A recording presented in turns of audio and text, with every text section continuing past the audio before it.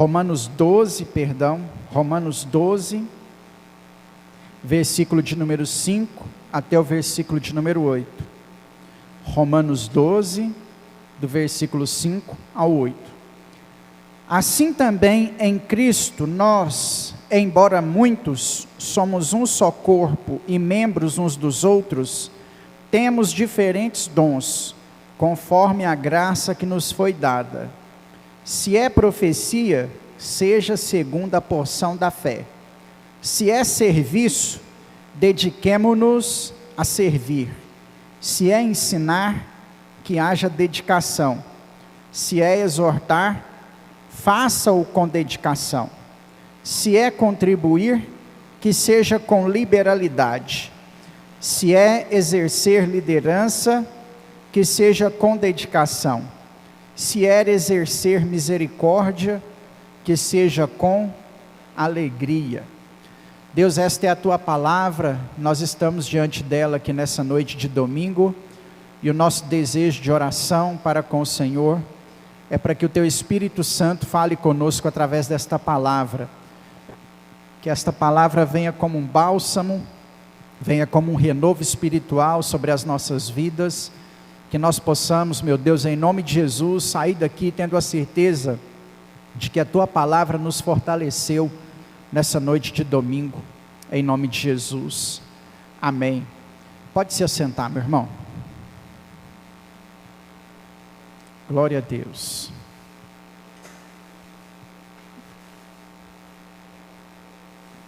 Maravilha. Durante esse mês de fevereiro, eu tenho trabalhado com os irmãos aqui, aos domingos, sobre servir. Esse servir a Deus que nós precisamos praticar ao longo da nossa caminhada cristã, Nós não fomos chamados por Deus, ou nós não estamos na presença do Senhor, apenas para sermos meros espectadores. Cada um de nós pode contribuir com a obra de Deus de alguma forma, com o dom que Deus te deu, com o talento que Deus te deu, com aquilo que você sabe fazer. Você pode canalizar e direcionar isso para o Senhor. Quando você sabe fazer algo, e você dedica esse algo à igreja, que é o reino de Deus aqui nessa terra, você não está fazendo para homens, você está fazendo para Deus, você está fazendo para o Senhor. Nós inclusive às vezes erramos muito, porque muitas vezes quando a gente faz alguma coisa na igreja, nós pensamos que estamos fazendo isso para homens, e às vezes até esperamos uma recompensa, como retorno. Na minha caminhada cristã aí como pastor, eu sou pastor já há 19 anos, eu já lidei com isso por diversas vezes, com pessoas que fizeram alguma coisa no intuito de agradar o homem, e quando algo é feito para agradar o homem, aí a pessoa espera algo de volta, e como esse algo de volta não vem, a pessoa acaba se frustrando, se decepcionando, Eu já escutei frases como: eu carrego a igreja nas costas e o pastor não fez nada por mim, eu faço tudo na igreja e ninguém vê, eu carreguei determinado evento sozinho e ninguém deu a recompensa, eu fiz tudo e o meu nome não foi citado, o nome de quem foi citado a pessoa não fez nada, eu fiz muito mais, Esse tipo de afirmação são afirmações que nós fazemos quando nós não fazemos para Deus, quando nós fazemos para o homem. Quando nós fazemos para Deus, nós temos a certeza e a convicção de que a nossa recompensa, ela virá do Senhor e não dos homens.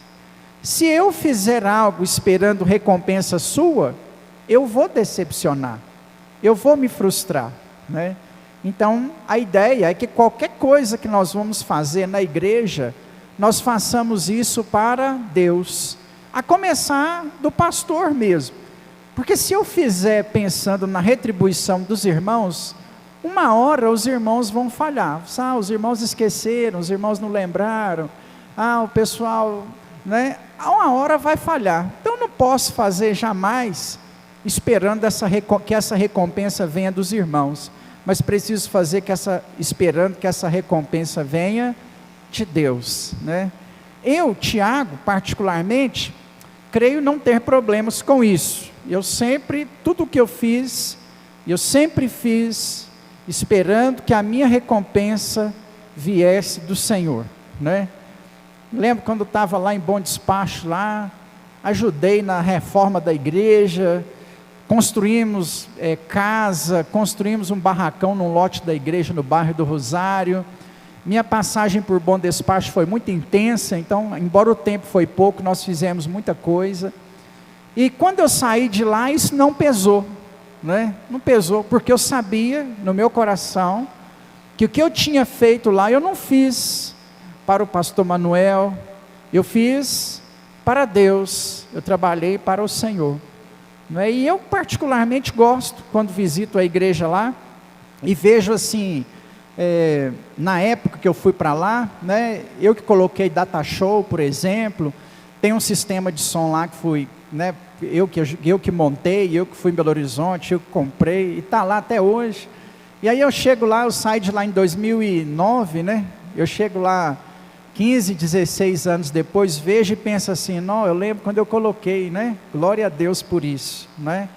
Ou na oportunidade que tive de trabalhar aqui em Lagoa da Prata, eu dediquei boa parte assim do meu tempo, da minha saúde, em construções, né, da sede lá da El Shaddai, do aprisco. E quando saí de lá, não tive aquele sentimento assim, embora escutei algumas vezes essa frase, aquele sentimento assim, trabalhou à toa. Não trabalhei à toa, né? Uma igreja estabelecida lá, e eu sei que a minha recompensa, ela virá do Senhor. Se eu esperasse a recompensa do homem, eu ficaria mais frustrado do que eu fiquei, né? Então a minha recompensa, eu sei que ela virá de Deus. Nós precisamos entender que tudo que nós fazemos, nós não fazemos a homens, nós fazemos para Deus, né?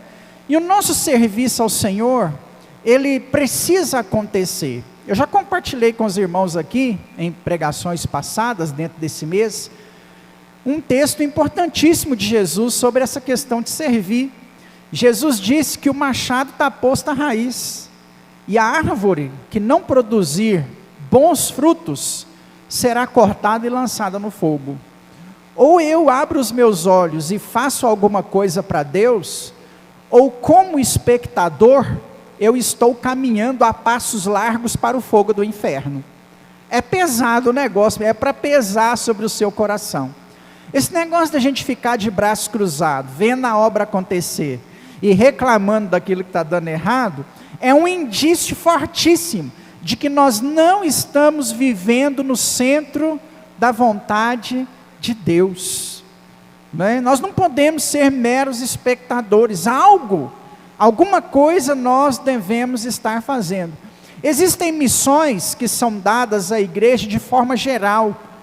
Eu gosto de colocar diante dos nossos olhos, né? Eu gosto de ressaltar pelo menos duas.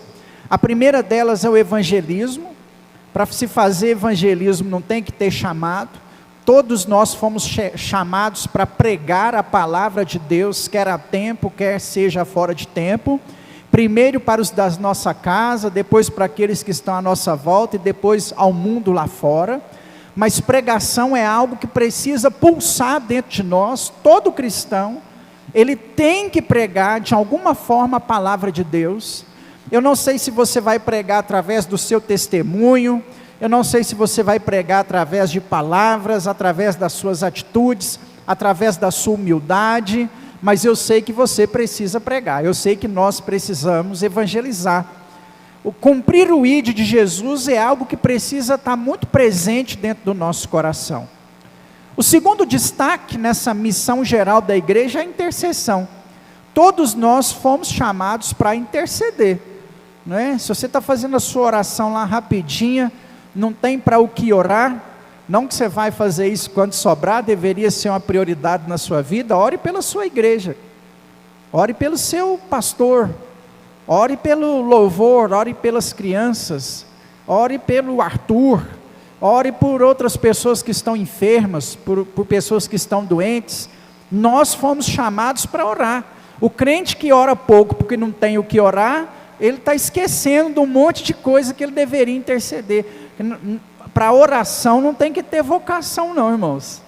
Samuel disse no seu segundo livro, eu li o texto essa semana, não vou lembrar aqui a referência, que Deus considerou pecado quando o profeta deixou de orar. Não orar é pecado, tá? Então você precisa evangelizar e você precisa orar. São as duas principais missões da igreja que são dadas de maneira geral a todos nós. Todos nós precisamos cumprir o ID de Jesus e todos nós precisamos orar. Ao longo do desenvolvimento da igreja, foi dado pelo Espírito Santo à igreja dons para que a igreja conseguisse operar a obra de Deus aqui nessa terra, né? Então, baseado nessa afirmação, eu quero começar a cronometrar, né, a colocar para você um cronograma de como que o Espírito Santo trabalha sobre a vida da igreja nessa questão de servir.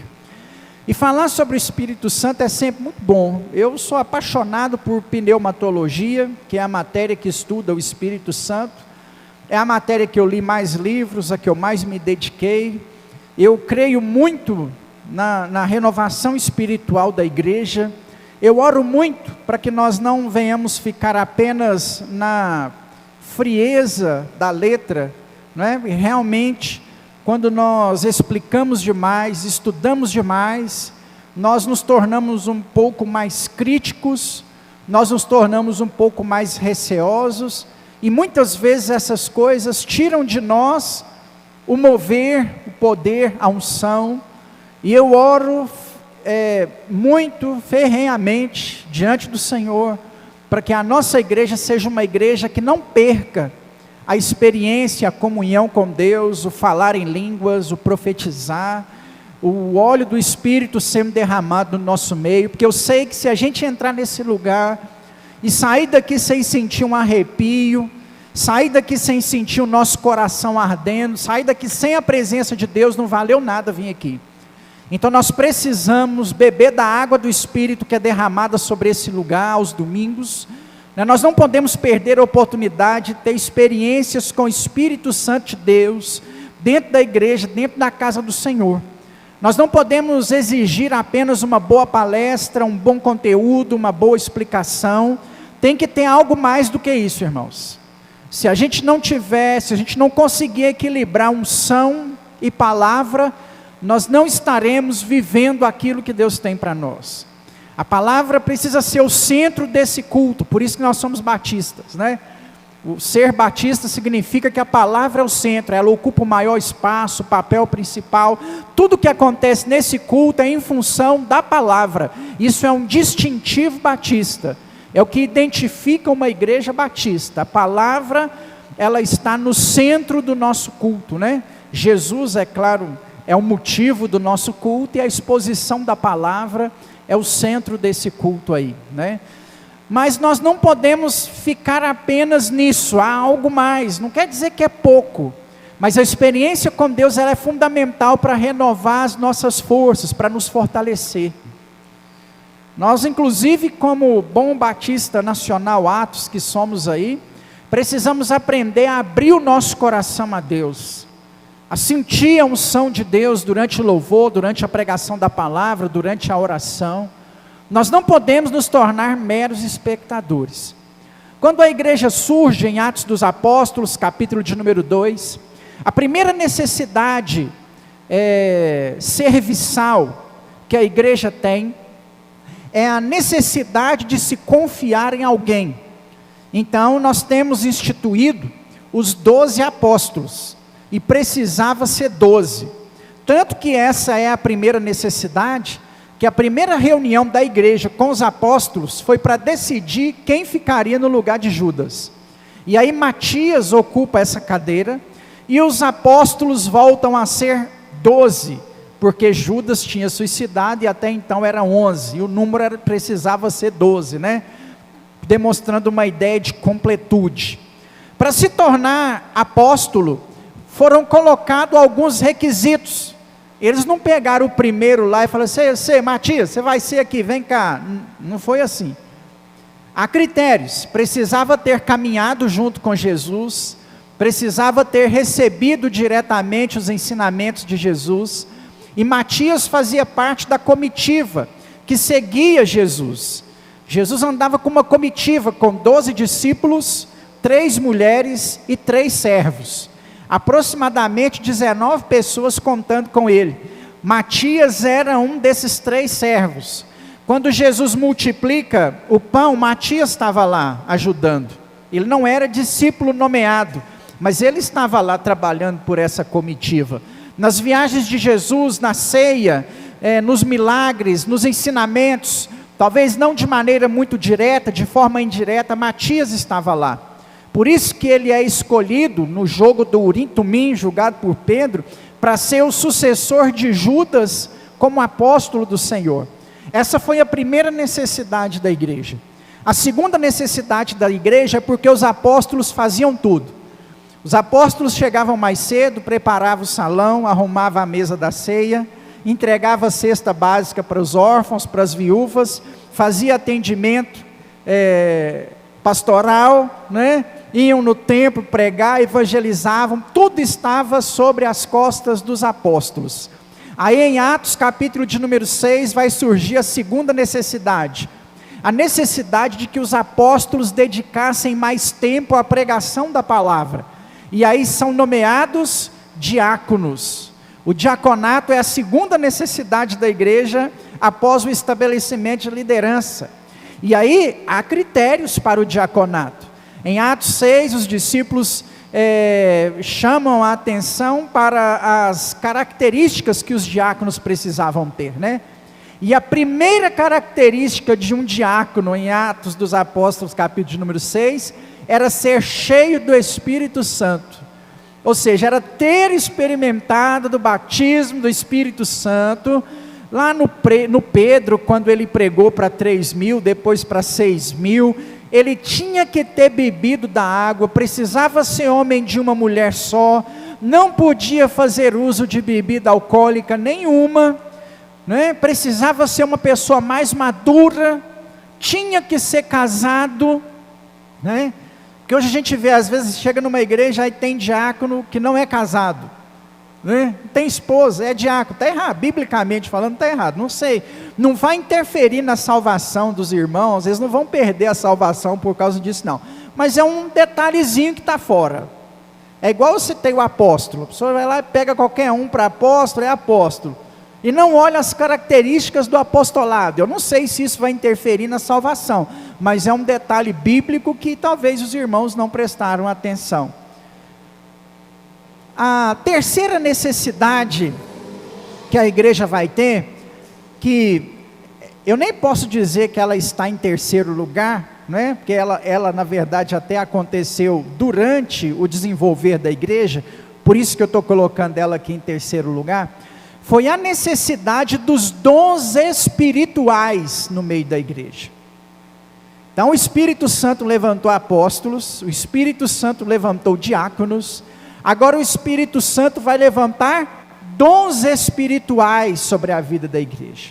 Por que que o dom espiritual é uma necessidade dentro da igreja? É usado pelos dons espirituais que o crente conseguiria desenvolver a missão da igreja. Sem os dons espirituais, essa missão não poderia ser realizada. Por exemplo, a missão de exortar o pecado na boca do profeta, do fortalecimento individual através do dom de língua estranha, da palavra de sabedoria na hora do ensinamento, da palavra de conhecimento na hora da revelação, né? da operação de maravilhas para que o sobrenatural acontecesse dentro da igreja. E aí eu afirmo para você, a igreja precisa ser um centro de milagres. Eu não sei se a gente vai ver paralítico andando, morto ressuscitando, mas milagres em suas diferentes precisam acompanhar a igreja. Marcos capítulo 16, versículo 15, Jesus diz assim: ide por todo mundo, pregai o evangelho a toda criatura, quem crê será salvo, quem não crê já está condenado. E estes sinais seguirão aqueles que creem. Em meu nome expulsarão demônios, falarão novas línguas, pegarão em serpentes, escorpiões, beberão veneno e não lhe fará dano algum. Milagre, operações e maravilhas, eles fazem parte da igreja. Quando a igreja não experimenta milagres, algo está errado. É essencial para a igreja que haja milagres, que haja operação de maravilhas, que haja cura, para que o nome do Senhor seja propagado. Vamos voltar à minha palavra introdutória dessa mensagem. Muitas vezes operação de milagres, muitas vezes maravilhas não acontecem, porque o homem quer trazer o foco disso para ele. Vem cá que eu curo, quinta-feira eu vou curar. Eu estou falando igual Moisés, eu vou tirar a água da rocha para vocês, não é Deus não. Por causa dessa afirmação, Moisés não entrou na terra prometida, porque era para ele chegar lá e falar assim, ó, Deus mandou água para vocês, ia sair água da rocha. Ele chega lá, pega o bordão e fala, vocês querem água? Toma água, eu estou dando água para vocês. Por causa disso aí, ele não entrou na terra prometida. Muitas vezes operações e maravilhas vão ficando ofuscadas, porque não é mais o nome de Jesus que é exaltado quando alguém é curado, liberto, quando um paralítico anda, quando um mudo fala, ou algo do tipo acontece. Nós queremos atrair isso para nós, e a culpa não é só de quem realiza. Você já pensou, se eu orasse por um paralítico aqui, e ele começasse a andar? Eu não tenho dúvidas que nos cultos posteriores, pessoas iriam vir aqui me ver. Elas não iam vir aqui porque Jesus curou, elas iriam vir ver o pastor que fez o paralítico andar. Esse é o problema das nossas operações e maravilhas, porque nós queremos tirar Deus de cena e colocar o homem. Mas, ressalto, milagres precisam acontecer na vida da igreja, na sua vida. Há pequenos milagres que acontecem na sua vida, amém? Uma porta que se abre, uma provisão que chega, uma cura que você experimenta na sua casa, um mover de Deus na sua vida. Então é uma necessidade da igreja a operação dos dons espirituais. Como agora nós estamos entrando nessa fala de dons, é necessário afirmar o seguinte: a base desses dons precisam ser o amor. Romanos capítulo de número 12, versículo de número 9 em diante. 1 Coríntios capítulo de número 13. Apóstolo Paulo vai afirmar para nós que o maior dos dons, a base dos dons, o que rege os dons é o amor. E o amor tem características. O amor é hospitaleiro, o amor não se ensoberbece, o amor não vinga, o amor não busca próprio interesse, o amor, ele não arde em ciúmes.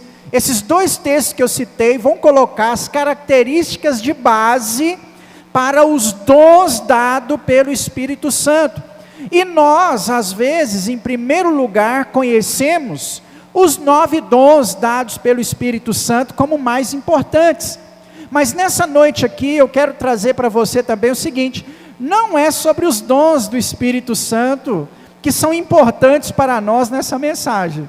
Na mensagem, porque na nossa caminhada é fundamental. E eu tenho saudades da igreja que faz campanha de oração para ser batizada no Espírito Santo. Eu tenho saudade da igreja que, ao invés de fazer campanha da porta aberta, da chave santa e da rosa ungida, dobrasse os seus joelhos no chão para falar assim: Senhor, me dá dom de línguas. Porque o negócio se tornou tão caótico no nosso meio que nós não vemos mais crentes buscando batismo com o Espírito Santo e dons espirituais no meio da igreja. Hoje nós vemos crentes buscando outras coisas, e eu tenho saudade da igreja que subia no monte, que descia os vales, que jejuava, clamando e buscando do Senhor assim: Senhor, me dá dom de língua. E dom de língua estranha é essencial na sua caminhada, porque ele te fortalece, ele te renova, e antes de abençoar a vida de qualquer um, você tem que estar bem. Então, o primeiro dom que você tem que buscar é o dom de línguas. Como que você quer abençoar a vida de pessoas se você não se auto-edifica? A explicação do dom está em 1 Coríntios capítulo de número 14, é para auto-edificação, e para que eu abençoe alguém, eu tenho que ser batizado no Espírito Santo, tenho que orar em língua estranha, senão, se eu não abençoo nem eu mesmo, como é que eu vou abençoar outra pessoa? É semelhante ao terapeuta, que aconselha outras pessoas e ele mesmo está precisando de ajuda. Eu conheço terapeuta, psicólogo, psicanalista, que precisava passar por uma terapia e estão dando terapia para os outros. Eu conheço pastor que precisava ser pastoreado e está pastoreando igreja. Então eu preciso do dom de línguas, porque o dom de língua estranha, ele vai me preparar para que eu possa abençoar outras pessoas. Eu tenho saudade disso.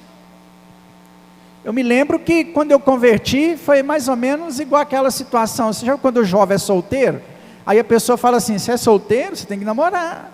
Aí a pessoa começa a namorar e fala: você está namorando, você tem que casar. Aí a pessoa casa e fala: você tem que ter um filho agora, você não tem filho ainda não? Aí vai lá, arruma um filho e fala assim: agora você tem que ter o segundo. Se a gente for pelo que as pessoas cobram da gente, o negócio vai ficando difícil, né?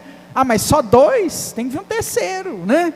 E aí vai, né? Desse jeito. Quando eu converti, foi mais ou menos a mesma coisa. O pessoal falou assim: ó, você está indo na igreja, você tem que aceitar Jesus. Eu fui lá, aceitei Jesus. Você aceitou Jesus? Agora você tem que batizar. Fui lá e batizei. Aí na hora que eu batizei, o irmão, o Zé Oswaldo, falou comigo assim: você batizou? Batizei. Agora você tem que buscar batismo do Espírito Santo. Eu falei: não, vamos buscar batismo do Espírito Santo. Aí fui batizado do Espírito Santo. Qual dom espiritual que você tem? Tem que buscar um dom espiritual. Tem 9 aí para você buscar, vai orando, né? Então assim, embora foi algo meio legalista, né? Para mim foi ótimo, porque eu entendi que nessa caminhada cristã, eu tinha foco, objetivo. Qual que é o seu foco espiritual? É só Deus multiplicar o dinheiro que você tem? Abrir porta? Curar? Sua vida espiritual, antes de Deus operar milagres na sua vida, como que você está? Que dia você dobrou seus joelhos no chão e falou: Senhor, me dá um dom, deixa eu orar em línguas, porque o pastor falou que quando eu oro em línguas, eu me fortaleço, eu me renovo, me dá dom de línguas. Eu tenho saudade dessa igreja, que orava para Deus levantar profetas. Eu sei que o negócio ficou meio caótico para nós aí, muitos escândalos com os dons espirituais, mas o inimigo não pode usar isso para roubar os dons espirituais do meio da igreja, não. Nós estamos nos tornando uma igreja fria, sem experiência com Deus, e o prognóstico é um só: nós precisamos dos dons espirituais sendo manifestados no meio da igreja. Quando os dons espirituais surgiram no meio da igreja, veio uma quarta necessidade. Qual foi a quarta necessidade? Os dons ministeriais, os chamados ao ministério, a liderança, que agora não eram constituídas apenas pelos apóstolos. Essa igreja cresceu, e essa igreja tem diversos dons espirituais. Aí Paulo vai citar para nós os dons ministeriais em Efésios capítulo 4, versículo de número 11, porque Deus chamou uns para apóstolos, outros para profetas, outros para evangelistas, e outros para pastores e mestres, né? 5 dons chamados ministeriais.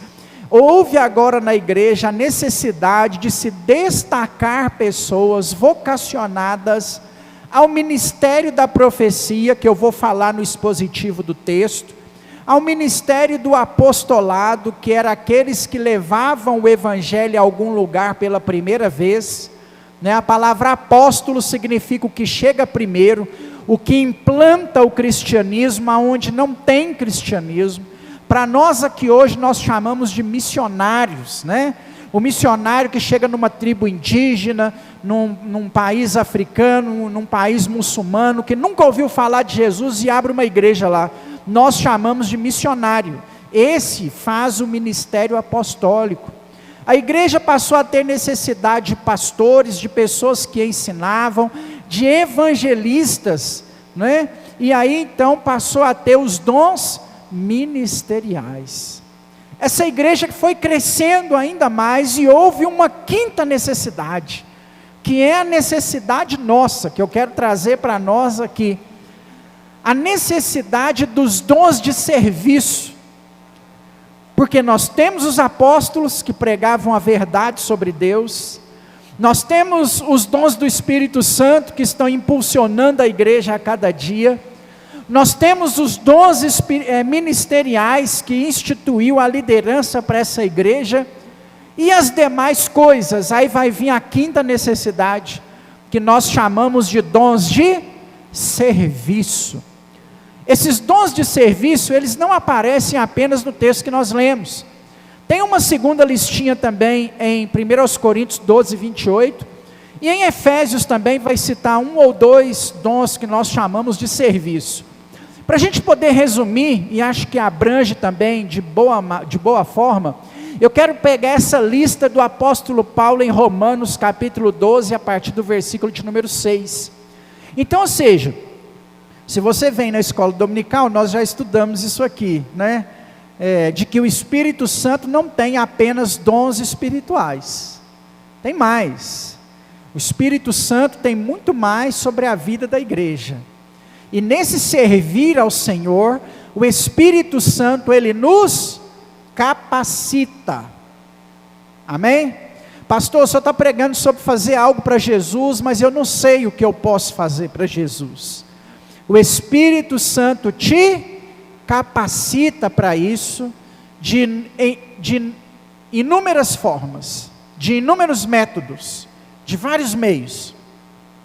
Nós estamos falando aqui de um texto que foi escrito para nós há cerca de 2000 anos atrás, numa cultura onde a igreja tinha muito mais escassez do que temos hoje.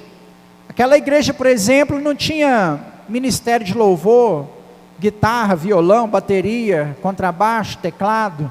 Se tivesse, Paulo tinha colocado aqui os louvoristas, né? Aquela igreja daquela época não tinha multimídia, não tinha data show. A igreja daquela época não tinha nem água encanada, né? A igreja daquela época talvez não tinha nem prédio. As formas de se servir a Deus eram diferentes. Hoje nós temos uma gama para servir a Deus que vai muito mais além, muito mais forte do que aquilo que nós podemos enxergar só no texto bíblico. Mas o texto bíblico, como sempre, ele não é falho, ele não está errado. Ele traz para nós um horizonte. São poucos dons citados aqui, mas que vão trazer para nós a responsabilidade de tudo aquilo que nós temos que fazer na igreja para os nossos dias. Então eu preciso lembrar que quem me capacita para fazer algo para o Senhor é Deus. Então aqui nós temos dom de serviço. Por que o dom de serviço é importante? Porque talvez Deus não vai levantar você para pastor. Talvez Deus, tomara que levante. Mas talvez Deus não vai levantar você para evangelista, para profeta. Talvez Deus não vai levantar você para dom de curar pessoas. Tomara que Ele te levante. Talvez o Espírito Santo não vai te usar com palavra de sabedoria. Embora seria bom que Ele fizesse isso. Isso quer dizer que acabou? Que tudo que nós fazemos na igreja diz respeito a isso que eu mencionei? Evidente que não. Por isso que nós temos os dons chamados de serviço, que são os dons que operam com a maioria da igreja. Eu não posso dizer que esse dom está em quinto lugar, na quinta necessidade da igreja, como que se fosse a necessidade que a igreja menos precisasse. Muito pelo contrário, é onde a igreja mais precisa. O dom de operação de serviço, aquilo que opera a igreja, que faz a igreja caminhar, é o essencial.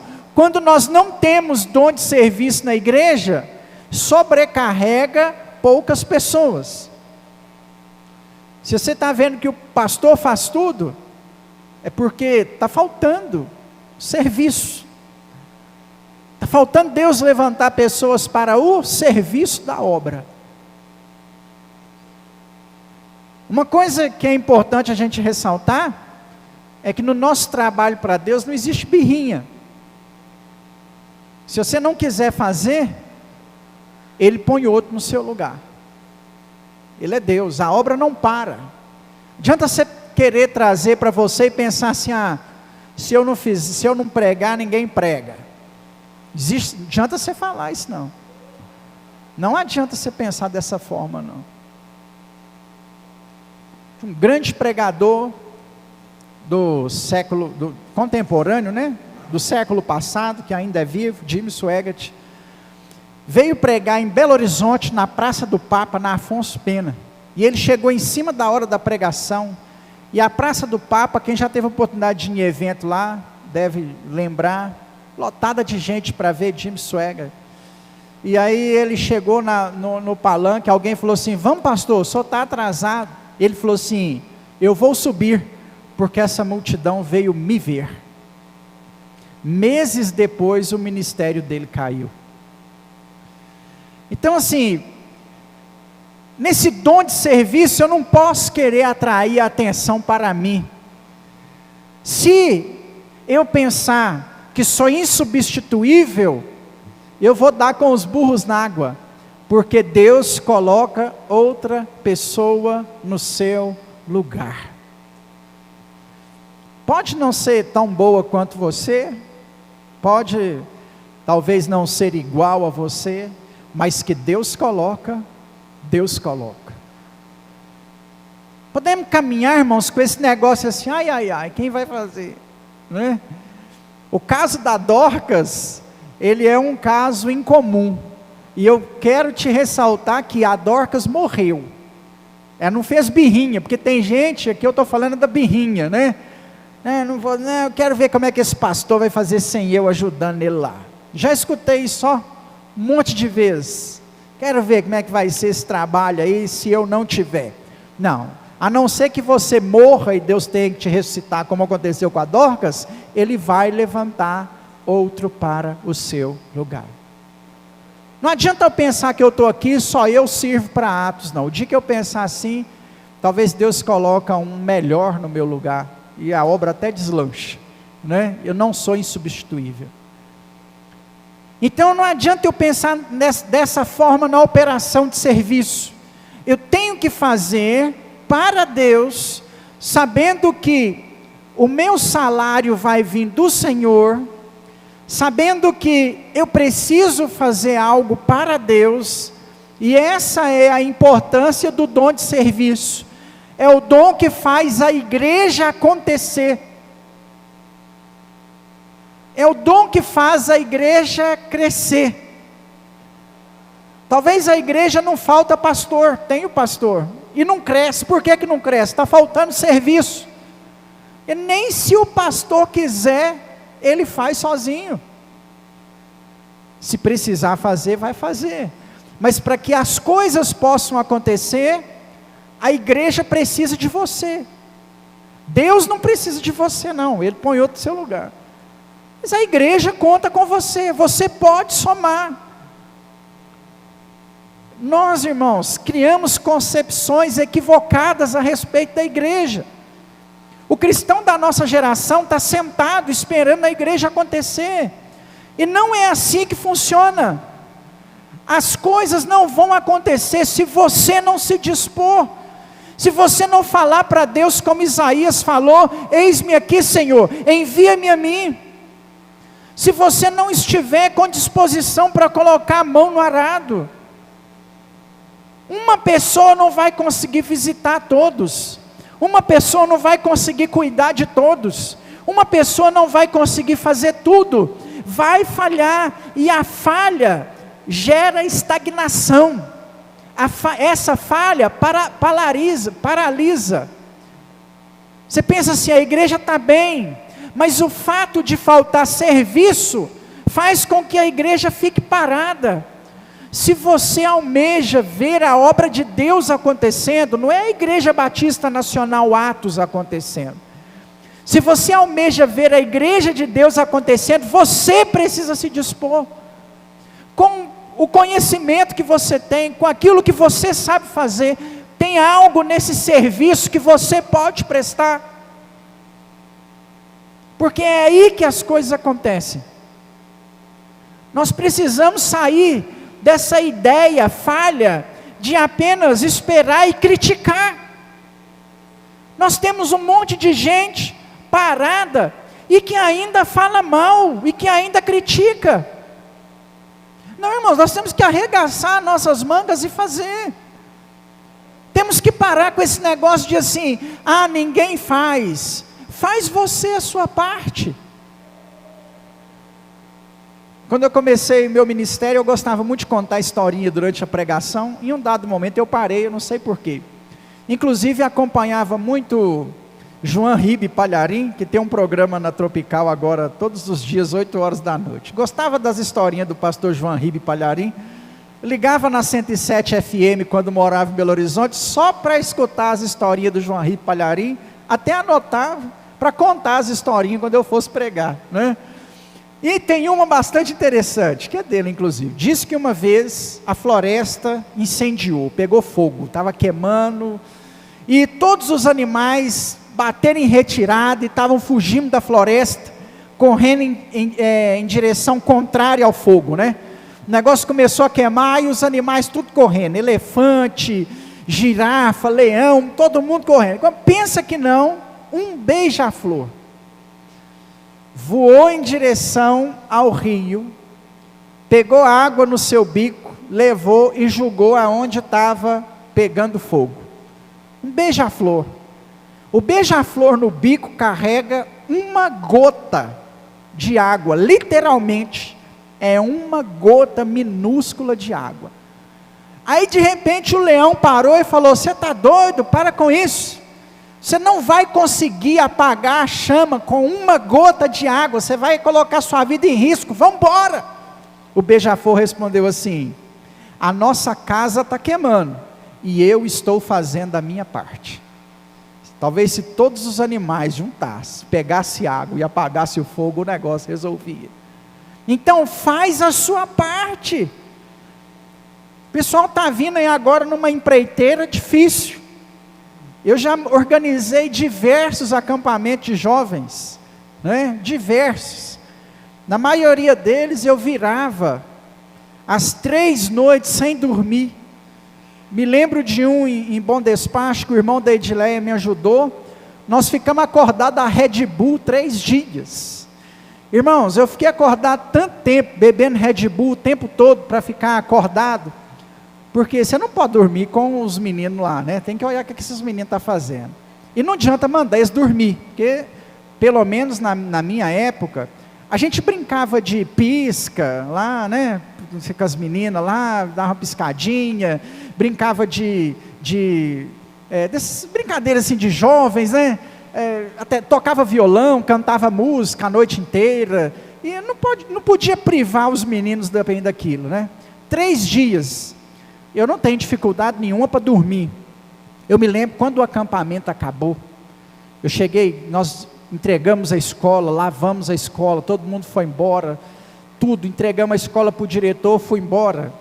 Na terça-feira de carnaval, tipo 6 horas da tarde, eu estava sem dormir desde sábado, terça-feira de carnaval, 6 horas da tarde, irmãos, eu acordei na quinta-feira, 9 horas da manhã.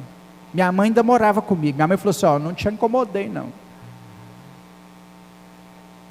Com todo respeito e perdão aos irmãos pela informação, eu não levantei da cama nem para ir no banheiro. Eu tive que jogar o colchão fora. Eu desliguei, eu desarmei. Diz a minha mãe que ia assim umas 2 ou 3 vezes no quarto ver se eu tinha morrido. Olhava, ainda estava suando, tinha pulso, estava quente, ela deixou eu dormir. Eu dormi mais de 24 horas ininterrupta. Sangue de Jesus tem poder, né? Então os meninos estão entrando aí numa empreitada. Eu lembro aí das mulheres organizando evento. Muitas vezes surge aquele assunto assim, ninguém ajuda, ninguém faz. Para com isso, Deus te chamou para fazer, faz a sua parte, sem reclamar. Talvez você ajudar sem reclamar, vai despertar outras mulheres, vai despertar outros jovens a fazer também. Não é possível que você está lá lavando a casa, lá sozinha, lá no sítio da irmã Isamin, e ninguém vai se compadecer de você e pegar um rodo e te ajudar. Possível. Então, faz a sua parte. É o dom de serviço que faz a igreja acontecer, crescer, que faz o negócio expandir. Não é o pregar aqui na frente a gente dá um jeito. Não é só o louvor, não é só o diaconato, tem mais. E o que mais ajuda a igreja é esse mais. Olha aí para a gente poder finalizar, Romanos 12, a partir do versículo de número 6. Temos diferentes dons, conforme a graça que nos foi dada. Se é profecia, seja segundo a porção da vossa fé. Esse profecia aqui não é o mesmo profecia do Antigo Testamento, não é o ministério profético. Esse profecia aqui é o professar a palavra de Deus em público. Essa é a profecia aqui. Porque a igreja ela vai muito mais além do que a pregação no altar. Nós vamos começar aí um trabalho que vamos denominar de conexão na casa dos irmãos. Eu vou precisar de gente para professar a palavra de Deus na casa dos irmãos. Você não tem que ser pastor para isso. Você tem que fazer mediante a sua fé. Você recebeu uma oportunidade para falar lá no seu trabalho, porque lá onde eu trabalho o pessoal reúne para rezar. Eu entro lá no meio deles e sempre alguém fala assim: o pastor vai falar algo também. Eles rezam Ave Maria deles lá, salve rainha, e fala assim: o pastor vai falar agora. Eu falo, opa. E quando eu não falava, tinha alguém que é cristão que falava lá alguma coisa também. Lá no seu serviço vai acontecer. Você não precisa saber pregar, não. Você vai falar segundo a porção da sua fé. O que Deus já fez na sua vida? Que testemunho você tem para contar? O que você tem para fazer? Alguns meses atrás eu estava num carro com um grande empresário cristão aí de Lagoa da Prata, né? Uma BMW X1 bem bacana, um carro bem caro.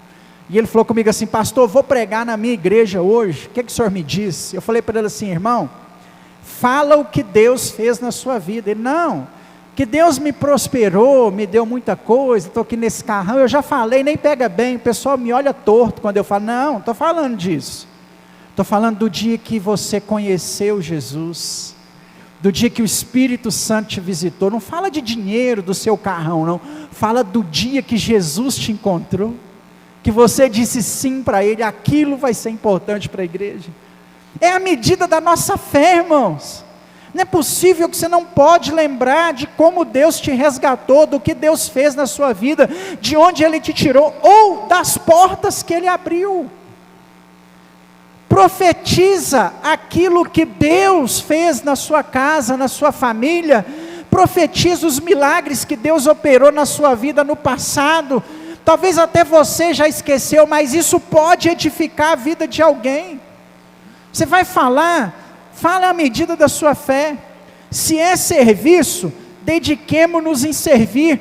O serviço aqui são essas pequenas coisas que eu mencionei agora há pouco.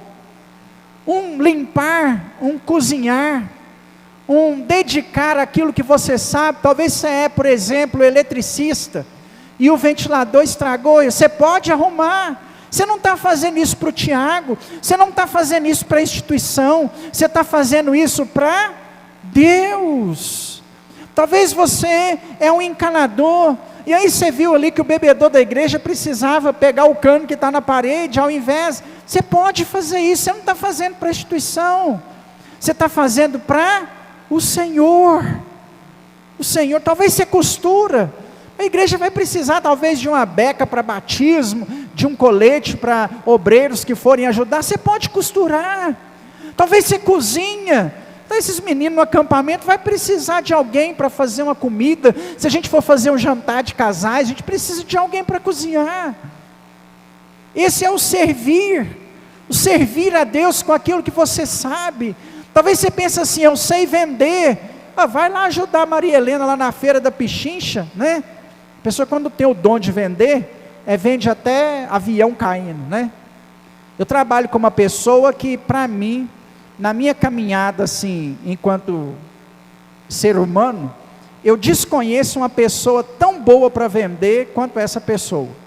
Ela literalmente, ela consegue virar uma venda de uma pessoa que tinha um produto mais barato, ela faz a pessoa pagar mais caro, e a pessoa ainda leva um presente para ela. E a gente brinca assim, fala assim, você, com todo respeito, fala assim, você empenou o cliente e ele ainda te deu um brinde. Ela consegue fazer o cara voltar e dar ela, você me vendeu aquele pneu de jeito, trouxe um biscoito aqui para você. Todo dia ela ganha uma coisa, porque ela é excelente, ela respira vendas. Uma vez ela falou para mim assim, Tiago, meu negócio com vendas é o seguinte, eu não tenho parente, eu não tenho amigo, eu não tenho colega, eu tenho cliente. Se eu estiver num almoço com o pessoal, eu olho o carro dele está precisando de pneu, eu vendo um pneu para ele ali. Talvez seu negócio é vendas, vai lá na feira da Pichincha, lá, ajuda a Maria Helena a vender, né? Então, vamos vender isso aqui, vamos fazer, postar esse negócio aqui. Talvez o seu negócio é internet. Como que nós precisamos de melhorar essa questão aí, internet? Nós podemos servir a Deus com alguma coisa. Talvez você sabe arrumar um vaso de flor, talvez você sabe colocar as coisas no lugar, talvez você sabe arrumar um armário da cozinha. Abra o nosso armário ali, você vai ver como que ele está precisando da sua ajuda. Gente do céu, precisa de alguém para organizar isso aqui. Irmãos, você pode, não é para instituição, eu não falo isso para benefício próprio, está funcionando. Vai funcionar da mesma forma, vai seguir, porque a obra não para. Mas tem algo na obra que você pode servir. Não seja um inútil na obra de Deus. Não seja um sanguessuga da obra de Deus, sirva. Sirva um copo com água para alguém. Sirva um visitante. Quando chegar um visitante, dê um abraço. Fala para ele, você é bem-vindo. Dê um sorriso para o visitante. Você está servindo a Deus dessa forma. Não é a instituição, não é o pastor Tiago, não é a placa, é a Deus. É o Senhor. Chega perto do visitante e fala para ele assim, você está com sede, está fazendo calor, aceita uma água, eu busco uma água para você. Qual o problema da gente servir as pessoas dessa forma? Não, nós somos uma geração que chega, senta, insere o banco e ainda reclama. O ventilador está soprando em mim, o ventilador não está soprando em mim, está alto o violão, a bateria está alta, o pastor está gritando. Nós criticamos tudo e não fazemos absolutamente nada. Sirva. Evangelho é para servir, nós fomos chamados para servir. Jesus disse que maior é aquele que serve, abençoado é aquele que serve. Você vai servir a Deus e você vai ver que Deus vai te abençoar muito mais. Sabe por que portas não estão abrindo para você? Você está servindo pouco. Você está servindo pouco. Leia lá 1 Coríntios capítulo 15, versículo de número 58, sou apaixonado com esse texto. Rogo-vos, pois, irmãos, que permaneceis abundantes na obra do Senhor, sabendo que no Senhor o vosso trabalho não é em vão. Eu posso esquecer de bater palma para você, eu posso esquecer de te dar os parabéns pelo excelente serviço prestado, mas a sua recompensa de Deus não vai falhar. Ele vai te dar, vai fazer. Seja orgulhoso, não. Lagoa da Prata é uma cidade menor, a gente não vê isso. Mas para quem já foi em igreja em Belo Horizonte, cidade grande, eu fui de igreja, que quem era o porteiro da igreja era médico. Que a pessoa mais rica da igreja ficava do lado de fora olhando o carro dos outros. Que a irmã que tinha mais estudo na igreja, que talvez se tivesse aqui no nosso meio a gente estava babando o ovo dela, estava dando aulinha para criança. Eu já vi juíza, médica, tá peitando cozinha de igreja para fazer arroz tropeiro para o povo. Aqui talvez a gente não vê tanto isso, e essas coisas costumam subir para o nosso ego, né? No interior, mas quando a gente abre um pouquinho mais o nosso leque, não é assim não. Tem que servir. Tem que tirar o nosso saltinho aí, descer das tamancas mesmo, abrir mão dos títulos, dos cargos e servir. Ah, não vou não, porque eu sou formado e tal, né? É aí mesmo que Deus te quer. Tem jeito não, irmãos, nós temos que servir, abre mão, abre mão. Quando surge alguém querendo ser estrela no nosso meio, está errado. Não, tem que servir pessoa, só tem que mandar. Não, não é assim que as coisas funcionam não, tem que peitar o negócio mesmo. Então, se é serviço, diz o texto, dediquemo-nos em servir. Se é ensinar, que haja dedicação, não é? A igreja precisa de pessoas que ensinem as crianças, que ensinem na escola dominical, que ensinem nas casas, a partir do mês que vem. São um serviço, é o que opera. Não adianta ter só o pastor para pregar aqui não, tem que ter alguém para ensinar, para fazer o discipulado, para dar a classe de pré-batismo. Ou coitado do pastor, daqui a pouco ele vai ter que ser onipresente.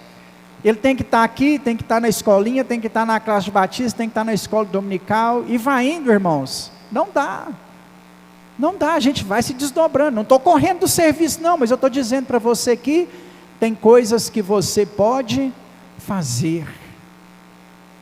A última semana de oração que a gente fez aqui na igreja foi uma bênção. Vários irmãos diferentes pregaram. Eu estava até pensando em fazer a semana de oração todo mês, para sempre os irmãos diferentes aí estarem pregando. Que palavras abençoadas tivemos aqui. A igreja precisa disso, irmãos. Versículo 8, se é exortar, faça com dedicação. A igreja precisa de pessoas que vão chamar a atenção para aquilo que está errado. Não é a crítica de braços cruzados, né? É o reparo daquilo que está sendo feito errado, porque talvez no fulgor assim, da ação do serviço, nós fazemos até demais, né? Fazemos até coisas que não precisava fazer. Então tem que ter alguém para falar assim, que calma, né? Respira, põe outro para falar, igual Moisés está lá aconselhando todo mundo, aí chega o sogro dele e fala assim, ei, calma, faz aí, ó, chefes de 50, e eles vão aconselhar do mesmo jeito que vocês estão aconselhando, ore por eles, eles vão receber a unção de Deus, e vão aconselhar da mesma forma, né? Faça com dedicação. Se é contribuir, com liberalidade. A contribuição é um dom na igreja. Eu vou citar um exemplo, que eu já citei aqui outras vezes, e eu sei que ela não importa de eu citar. A irmã Ieda, né, que inclusive quando você estiver orando, ore por ela. Os irmãos chegaram numa idade onde tudo está muito difícil para eles, né? E teve uma vez que eu e a Edileia até estava conversando assim, a gente podia conseguir algumas pessoas para servir a Deus lá na casa dos irmãos. Juntasse umas 2 irmãs e desse uma faxina lá para a Ieda, né? A irmã está precisando. E quando você faz isso, você faz para Deus. Você não está fazendo para a Ieda, para a igreja, pastor está querendo que eu trabalhe de graça lá. Não, é algo que alguém da igreja está precisando. Eu estou citando ela, mas tem mais pessoas. Tem mais pessoas que a gente poderia servir a Deus um dia, talvez, lá na casa dela. Qualquer ajuda que você desse ela lá, tenho certeza que seria bem-vinda, né? E a irmã Ieda já compartilhou comigo a seguinte experiência. Quando ela era jovem, ela fazia de um a tudo dentro da igreja. Eles iam para a igreja da Floresta, lá em Belo Horizonte, 8 horas da manhã, e saía da igreja 10 horas da noite. Porque tinha escola bíblica, tinha ensaio do coral, tinha ensaio do louvor, tinha evangelismo, e aí tinha o culto. E aí a pessoa ficava o domingo inteiro. E aí ela conta para a gente assim, que ela fazia um monte, e hoje ela não consegue fazer nada. Ela fala assim, pastor, eu não dou conta de fazer nada, eu queria dar conta, mas não estou tendo força. Mas tem algo que ela faz, que no coração dela cobre, ela contribui. Ela fala, pastor, o dízimo, porque é a única coisa que eu estou conseguindo fazer, é dizimar, é cooperar, é contribuir, né? Assim como ela, tem outros irmãos também, Que às vezes você fala assim, qualquer coisa que você precisa, a pessoa está disposta, ó, está aqui, você vai comprar isso aí, está aqui o valor, tem que ajudar nisso aí, eu contribuo. A contribuição, ela é também um serviço a Deus. Quando você está contribuindo, você está cooperando para o reino. Você está cooperando. Eu me sinto mais à vontade hoje para falar do assunto, porque tem meu trabalho secular. É inadmissível você pensar que a igreja não precisa de dinheiro. E é inadmissível você pensar também que Deus está te abençoando em vão. Oh, Deus está te abençoando para você cuidar da obra dele. É um privilégio participar do reino de Deus através da nossa contribuição. Não é por causa do pastor, não é por causa da instituição. É o reino de Deus. É o reino do Senhor. Então, contribuir também é uma forma de serviço, e o texto está dizendo que nós devemos fazer com liberalidade. Se é exercer liderança, que seja com dedicação. Se é misericórdia, que seja com alegria. Ou seja, se a gente estendesse essa lista ao louvor, à mídia da igreja, à administração da igreja, ao obreiro, às tantas coisas, à cozinheira, à faxineira, há tantas coisas que podem acontecer dentro de uma igreja para que a obra do Senhor prossiga, nós continuaríamos aplicando essas palavrinhas aí, ó: empenho, dedicação, liberalidade, compromisso. Empenho, dedicação, liberalidade, compromisso. Se faz isso, faz melhor do que você fizesse para o seu patrão, porque você está fazendo para Deus. Nós fomos chamados, irmãos, para fazer algo para o Senhor. Estarmos na condição de espectadores, embora ela seja muito confortável, ela não é a correta. Ah, pastor, meu serviço me sobrecarregou, estou trabalhando muito. Se você está trabalhando muito, você está ganhando muito dinheiro, né? Então, estou trabalhando muito, estou podendo fazer nada. Contribui, intercede, mas faça alguma coisa. Não fique de braços cruzados, sendo um espectador da obra de Deus. Ei, essa obra pode avançar. Deus não precisa de você, mas com você essa obra pode ir mais longe. Ah, essa obra pode ir muito mais longe. Eu nem preciso de pessoas apaixonadas pela Igreja Batista Nacional Atos. Eu oro para que Deus nos dê pessoas apaixonadas pelo reino, porque nesse pedaço do reino de Deus chamado Atos, você pode fazer alguma coisa para o Senhor. Você não acha bonito quando alguém de outra igreja faz? Faça para a sua. Faça onde você está, onde você congrega. Trabalhe pela sua igreja. E não é pela placa, não é pelo reconhecimento que virá daqui, é porque Deus tem recompensas incomensuráveis para você quando você trabalha para Ele. Talvez nós não estamos sendo abençoados porque nos tornamos espectadores e não estamos fazendo nada. Deus está te chamando nessa noite para fazer algo por Ele, e Ele vai te abençoar muito na hora que você se dispor, na hora que, como Isaías, você falar assim: sim Senhor, eis-me aqui, envia-me a mim. Na hora que você colocar a mão no arado, você vai ver como que as bênçãos de Deus te alcançam. Como que as bênçãos de Deus te alcançam? Eu não posso reclamar em nada, porque o que Deus fez na minha vida, eu não consigo nem medir. Eu não moro numa mansão, mas quando eu entro na minha casa, eu me sinto tão bem, e eu não tenho dúvidas assim: vale a pena trabalhar para o Senhor. E não é porque o Senhor me deu dinheiro, não é. Minha vida é um milagre.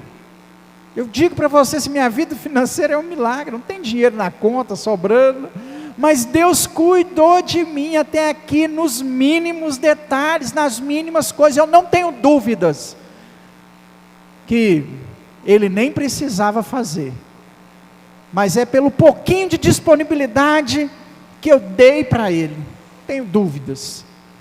Não tenho dúvidas, que nas construções que eu trabalhei aí de igrejas, serviços que eu prestei à obra de Deus, que Ele me recompensou muito mais, mas muito mais do que eu merecia. Eu não fiz nada.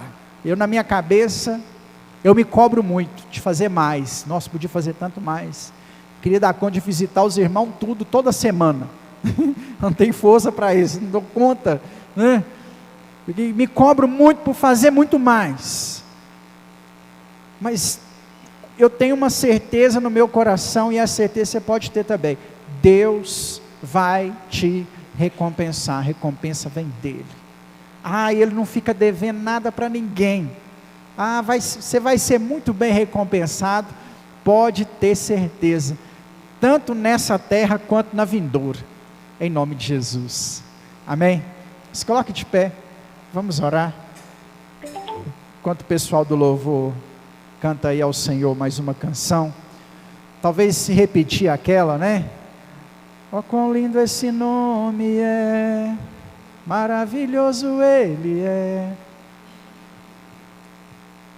Glória a Deus. Coloque a mão no seu coração, vamos orar. Como você tem servido a Deus, como você tem trabalhado pelo Senhor. Talvez o seu serviço não precisa ser visto por ninguém, né? Talvez você está orando, intercedendo, clamando, buscando. Continue intercedendo, né? O joelho talvez é o lugar que ninguém vê que você está trabalhando, e talvez seja um dos mais recompensados. Se você não está fazendo nada para o Senhor, que essa mensagem possa ter despertado o seu coração nessa noite, em nome de Jesus.